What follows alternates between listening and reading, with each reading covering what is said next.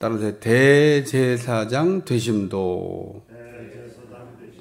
오늘 그리스도께서 대제사장 되심도. 예수님이 대제사장이 되신다. 오늘 말씀을 이렇게 준비하면서는 사도행전 9장을 다시 한번 생각해 봤습니다. 사도행전 9장에 보면 바울이 다메섹 도상에서 예수님 만나는 말씀이 나옵니다. 다메섹 도상에서 예수님을 만나기 전까지는 바울이 예수님이 누군지를 몰랐습니다. 그러면 바울이 예수님을 그렇게 모를 정도로 무식한 사람이었냐? 무식한 사람 아닙니다. 바울은 가말리엘이라고 하는 당대 최고의 율법학자 밑에서 공부도 아주 제일 잘한 아주 똘똘한 학생 가운데도 으뜸인 그런 학생이었습니다. 그러니까 율법 전문가 그러면 사도 바울을 따라올 사람이 없었습니다. 가장 훌륭한 선생님 밑에서 가장 우수하게 가장 잘 율법을 배웠던 사람이 사도 바울인데 뭘 몰랐냐면 예수님을 몰랐던 겁니다. 그러니까 예수님이 율법을 얘기하면서 하셨던 말씀인데 너희가 율법을 알았더라 그러면 나를 알았을 거다. 어떻게 율법을 아는데 예수님을 모르지? 예수님이 분명히 말하기를 너희가 율법을 알았으면 내가 누구인지를 알았을 거라고 얘기를 이렇게 하십니다. 근데 율법을 배운 사람들이 어떻게 예수님을 모르냐는 겁니다.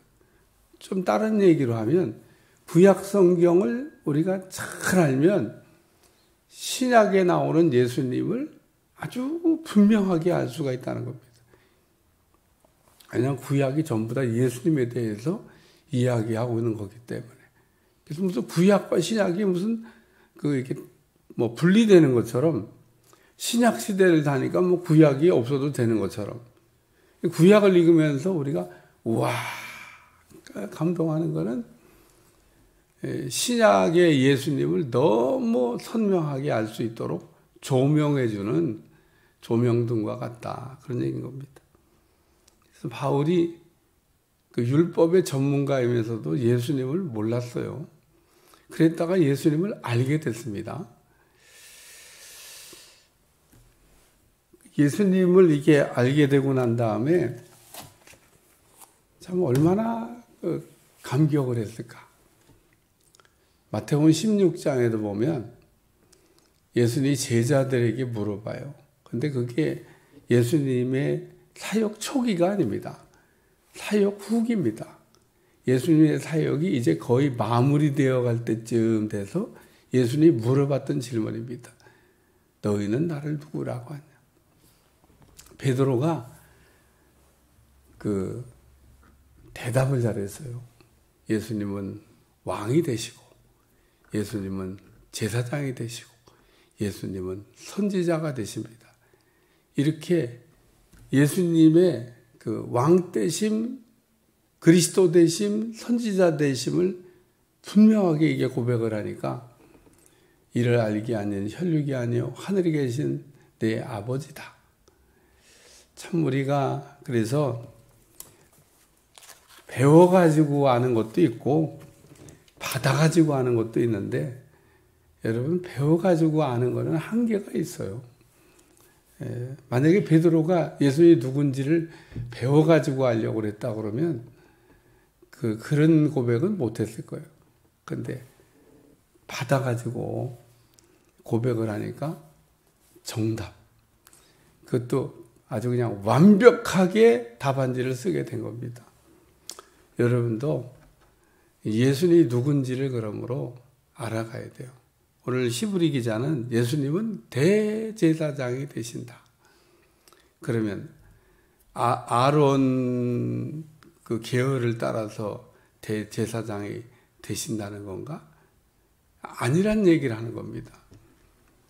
이 아론의 이 제사장이 되는 것도 스스로 된 것이 아니라 부르심을 받았고 택하심을 받았고 그렇지만 그 부르심 받고 택함 받은 대제사장이라고 할지라도 연약하기 때문에 자기도 깨끗하게 하고 그리고 백성을 위한 깨끗하게 하는 제사를 드려야 된다.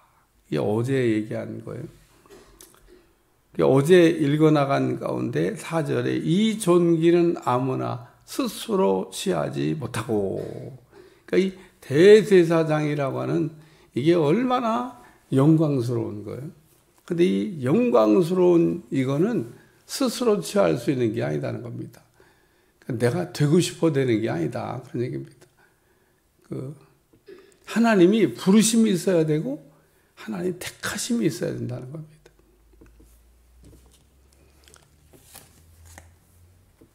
그래서 주의 종이 되는 사람은 제일 좋은 게 부르심을 받는 겁니다. 하나님이 나를 부르셨다. 평생 고민 안 합니다. 왜냐하면 하나님이 나를 불러주셨으니까. 근데 뭐 그렇지 않으면 자기가 뭐 나시린처럼 헌신을 하든지 나는 하나님 앞에 그냥 다 드렸습니다. 그리고 번제처럼 뭐 드리고 뭐 예를 들면 주의 종을 하든지 아니면 그것도 저것도 아니면은 그냥 사명이 있어서 예를 들면 좋아가지고 그러니까 제일 좋은 거는 콜링 하나님의 부르심이 있어야 된다는 겁니다. 여기도 보니까 오늘 5절에 또한 이와 같이 그리스도께서 대제사장 되심도 스스로 영광을 시한 게 아니다. 그러면서 스스로 영광을 시하면 안 된다. 그런 얘기입니다. 부름받고 택함 받았다. 뭐 이 얘기를 좀 하는 겁니다. 그러니까 하나님이 이렇게 부르심. 그리고 이 두 번째, 그가 이르시되 그러면서 시편과 창세기 14장을 인용하고 있는데 이 히브리 기자가 그 시편 2편에 보면 그리스도의 오심에 대해서 아주 자세하게 이야기하고 있는데 그 대표적인 얘기가 너는 내 아들이라 내가 오늘 너를 낳았다. 그러면서 그 하나님의 택하심에 대한 이야기를 이렇게 다루고 있습니다. 그래서 너는 내 아들이라 내가 오늘 너를 또 뭐 이렇게 뭐 아들이라고 하는 이야기를 자꾸 다루면 그 하나님은 아버지가 되시고 예수님은 아들이라고 그러니까 우리 인간적인 그런 생각으로 아버지와 아들 관계로 자꾸 생각하면 안 되는데 우리의 머릿속엔 자꾸 그게 연상이 되는 거를 어쩔 수가 없어요.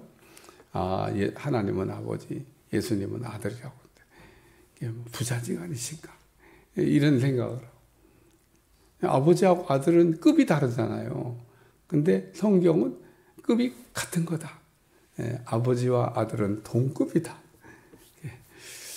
그냥 비유라는 겁니다. 비유. 우리가 신약 성경에 비유가 하도 많이 나오지만 그 하나님이 자신을 이게 우리에게 소개하고 자신을 우리에게 가르쳐 줄 때 어떻게 하면 쉽게 가르쳐 줄 수 있을까? 그래서 하나님을 아버지로 그 예수님을 아들로 비유하셨다는 거지. 뭐뭐 같다는 거지. 뭐뭐 다가 아닌 겁니다. 구약 성경에 가장 우리가 잘 이해해야 되는 게 마귀가 그러잖아요. 선악과 따 먹으면 하나님 같이 돼. 하나님 같이 된다고 그러지 하나님이 된다고 얘기한 게 아닌 겁니다. 그러니까 우리가 성경에 보면 마귀가 너 선악과 따 먹으면 하나님이 되는 거야. 그러면 하나님이 됐겠죠. 그런데 마귀가 거짓말한 것도 사실 아니에요. 하나님처럼 되는 거야. 그러니까 하나님처럼 되는 거하고 하나님이 된다는 거하고는 내용이 다른 겁니다.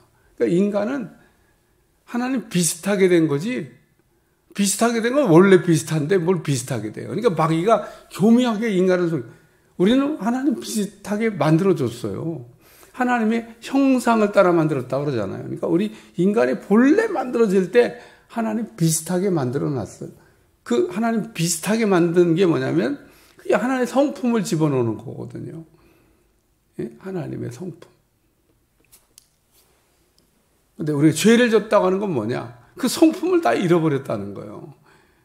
그 성품을 다 잃어버리면 그런 걸 우리가 뭐라고 하냐? 짐승이라. 그게 짐승 속에는 하나님의 성품이 없어요.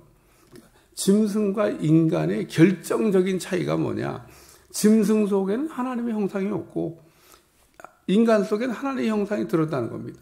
그러니까 하나님의 성품이 들어있는, 하나님의 성품 가운데 또 두 개가 있잖아요. 하나는 공유할 수 없는 거, 하나는 공유할 수 있는 거. 공유할 수 없는 건 뭐예요? 그건 본래 하나님의 고유하는 것, 전능하다든지 전지하다든지 무소부재하다든지, 그건 우리 하나님이 우리에게 주시는 게 아니에요. 우리가 그거는 가지려고 해도 안 되고 가질 수도 없고 그건 우리 게 아닌 겁니다. 그러니까 성경을 읽다 보면 하나님의 그 성품 가운데 전능한 성품이 나오잖아요. 그건 우리한테 없는 거예요. 전지한 성품, 그것도 우리한테는 없는 거예요. 근데 마귀는 그것까지도 우리가 가질 수 있다고 얘기한 건 아니에요. 본래 있는 것, 하나님처럼 된다고 얘기했잖아요. 그러니까 거짓말한 게 아니라니까, 사실은 엄밀히 얘기하면. 하나님 된다고 그랬으면 이제 전능한, 전지한 뭐 이런 게. 마귀는 뭐 특별하게 뭐 그냥 있는 얘기 그대로 한 건데. 하와가 해석을 잘못한 겁니다. 하나님처럼 된다는 말을 하나님 된다고 하는 말로 어떻게 그렇게 말을 그렇게 알아들었나 몰라. 하나님 된다고 생각을 한 거예요. 하나님처럼 된다고 그랬는데. 마귀가 나중에 이제 얘기할 거예요. 막 그거 가지고 막 저놈이 말이야 나를 속여갖고 있다. 근데 언제 뭐 하나님 된다고 그랬어? 하나님처럼 된다고 그랬지. 내가 너 보고 하나님 그거 먹으면 하나님 같이 되는 거야. 하나님 되는 거야. 그래서 내가 하나님처럼 된다고 그랬지. 그러니까 오늘 말을 잘 이해하셔야 돼. 말. 오늘 하나님과 하나님의 아버지 예수님은 아들이라는 건 비유로 이렇게 우리에게 하나님을 알려주기 위해서. 뭐 천국은 뭐뭐와 같다 그러면 천국이 그거다가 아니라 그거와 그거를 이렇게 설명해 주시. 그래서 오늘 예수님은 곧 하나님이시라고 하는 얘기인데 그 하나님이 제사장이시다. 그 얘기를 설명하고 있고 또 다르게 이제 설명하는 거예요. 다시 설명하면 위에 설명해서 끝났어요. 근데 다시 설명해 주는 겁니다. 이 멜기세덱은. 멜기세덱 얘기는 창세기 14장에도 나오고 시브리 5장에도 나오고 시브리 6장에도 나오고 시브리 7장에도 나오고 이제 뒤로 넘어가면서 멜기세덱 얘기가 계속 더 나옵니다. 그럼 뭐 멜기세덱이 나왔으니까 멜기세덱은 누구냐 하면 아브라함이 롯이 소돔 전쟁에서 포로로 붙잡혀 갔을 때 아브라함이 자기 집에서 기르던 군사를 끌고 가서 전리품도 다 찾아오고 포로로 잡혀갔던 사람 다 데리고 왔을 때 그때 살렘 왕 멜기세덱이 포도주와 떡을 들고 나왔는데 그 멜기세덱이 누구냐? 그 멜기세덱이 하나님의 제사장이라는 겁니다. 그래서 이 멜기세덱 얘기를 왜 하냐? 예수님은 멜기세덱과 같은 대제사장이 되신다. 아론하고 천사하고 비교할 수 있는 분이 아니라는 거예요. 히브리서 제일 1장을 설명하면서 예수님이 대제사장이 되시는데 아론의 계열을 여기 반차라고 나오잖아요. 아론의 계열을 따라서 대제사장이 되신 분이냐? 아론에서 쫙 제사장이 내려서 거기 그 반열을 따라서 대제사장이 되신 분이 아니고 그 아론 그 위에 멜기세덱의 반열을 따라서 제사장이 되신 분이라는 거예요. 그러니까 아론이 대제사장인데 아론보다도 그 위로 올라가서 멜기세덱의 반열을 따라서 제사장이 되신 분이다.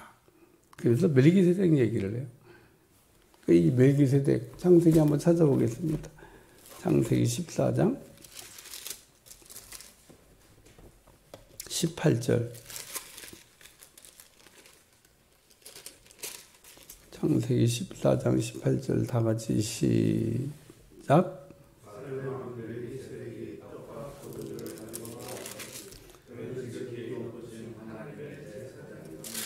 이 멜기세덱을 지극히 높은 하나님의 제사장이라고. 멜기세덱이 정체가 뭐냐? 제사장이라는 겁니다. 제사장.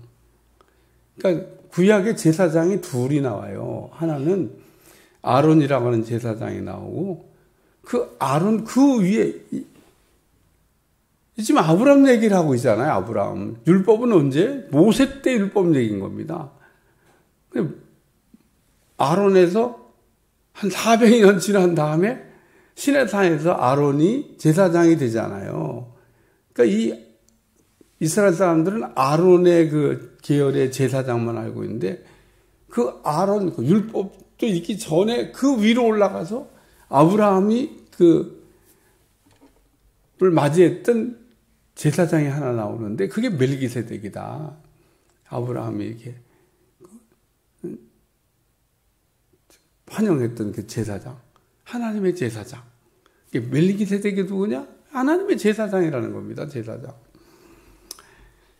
그래서 오늘 그 아론보다도 그 위에 있는 이 제사장, 그 위에 아론의 제사장을 이렇게 소개하면서 지금 히브리 기자가 말하고 싶은 거는, 이 아론이라고 하는 제사장도 하나님이 부르심을 받았고 택하심을 받았고, 근데 이 아론이라는 제사장은 자기가 무식하고 또 미혹되고 연약하기 때문에 깨끗하지가 않아서 자기를 성결하게 해야 되는데, 대제사장 예수님도 스스로 대제사장이 된 게 아니다, 그런 얘기입니다. 부르심을 받고 택하심을 받고, 근데 그 제사장은 아론보다도 그 위에 있는 대제사장이 되신다라고 제가 볼 때는 기가 막히게 지금 히브리 기자가 예수님이 대제사장 되심을 우리에게 소개하고 가르쳐주고 있는 말씀인 겁니다. 그러니까 이 히브리 기자의 저자는 도대체 누굴까? 어떻게 이렇게 구약 성경을 정통하게 아주 꿰뚫듯이 다 알고 있는 사람일까? 그러니까 구약을 아주 꿰뚫듯이 다 알고 있지 않는 사람이면 이렇게 글을 쓸 수가 없다는 겁니다. 그래서 혹 바울이 아닐까 그렇게 얘기하는데, 바울이라고 얘기할 수는 없습니다. 왜냐하면 그냥 히브리 기자는 저자 미정, 확정할 수가 없다는 겁니다. 바울이라 말할 수도 없고 바나바라 말할 수도 없고, 왜냐하면 바울이나 바나바나 다 구약 율법에 아주 능통한 사람이었으니까 그렇다고 아볼로라 할 수도 없고, 이게 다 제가 얘기한 아볼로, 바나바, 바울 이런 분들은 구약 율법에 능통한 분들이니까 혹 그분들이 썼다면 이렇게 쓸 수 있지 않았을까? 물음표. 근데 확정하지 못하는 거는 증거가 부족하다는 겁니다. 그런 거 아닐까라고 추정은 해볼 수 있지만, 그렇다고 해서 똑 떨어지게 바울이다, 아볼로다, 바나바다 이렇게 말할 수도 없다는 겁니다. 그냥 도대체 누굴까 궁금해요. 천국 가서 확인해 보시면 됩니다. 분명히 저자가 있었겠죠. 누군가가 썼지 않았겠어요? 썼는데 저자는 확인되지 않지만, 그러나 이렇게 예수님에 대해서 아주 우리에게 쉽고 또 정확하게 예수님을 이렇게 소개해 주고 있는 그 책은 없다는 겁니다. 얼마나, 그러니까 구약의 제사를 갖다가 쫙 해서 예수님이 대제사장이 되신다. 오늘 사실은 7절까지 읽어도 되는데 7절까지 읽지 않은 거는 7절에도 또 다뤄야 될 중요한 몇 가지 내용이 아주 깊은 내용이 나와서 6절에서 그냥 말씀을 이렇게 잘라서 이렇게 나눠서 설명해야 되겠다. 그리고 나누는 겁니다. 기도하겠습니다. 하나님, 이렇게 예수님이 대제사장이 되셔서 우리의 모든 죄의 문제를 처리하게도 오신 분임을 믿습니다. 예수님을 통하여 날마다 은혜 받게 도와주시고 예수님을 통하여 우리의 인생에 큰 변화가 일어나도록 축복해 주시며 예수님을 알되 힘써 알게 도와주시고 예수님이 왕이 되시고 그리스도가 되시고 선지자가 되심을 우리가 의심하지 않고 믿게 하여 주시며 베드로 같은 축복을 얻게 하여 주옵소서. 예수님의 이름으로 간절히 기도하옵나이다. 아멘.